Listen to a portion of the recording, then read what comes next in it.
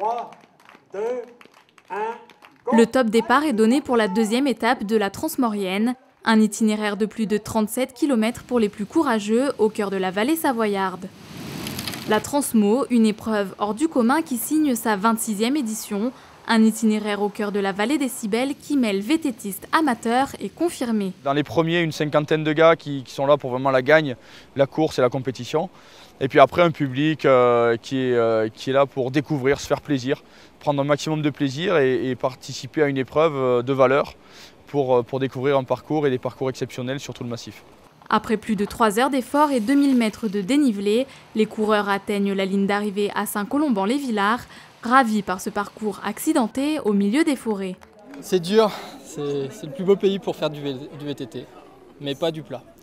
C'est toujours aussi bien, un vrai régal. J'ai vraiment pris du plaisir, je me suis éclaté, quoi, et c'était excellent. Au même moment, le départ de la Transmo m'est donné. C'est parti! Une course dédiée aux 6-14 ans pour découvrir une discipline différente chaque jour. Pour cette deuxième étape, les enfants s'affrontent dans une épreuve de cross-country. C'était difficile parce que la course d'avant, je m'étais fait mal à la cheville. Du coup, ça a été compliqué, mais j'y suis quand même arrivée. C'était un peu difficile parce qu'il y a quelqu'un qui me suivait derrière et il essayait de me doubler, mais j'ai persévéré, donc j'ai réussi. J'ai dû m'enlever de mon vélo pour passer le pont, mais ça va. Et parmi eux, plus de 60 ados des centres jeunesse du département ont répondu à l'invitation du Conseil général de la Savoie qui soutient cette épreuve.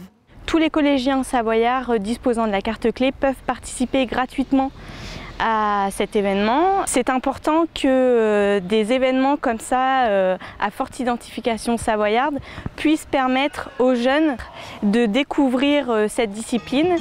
À la fin de l'étape, le traditionnel podium pour récompenser les leaders de chaque catégorie. Il reste encore 2 jours de course avant d'arriver à Saint-Sorlin-d'Arves.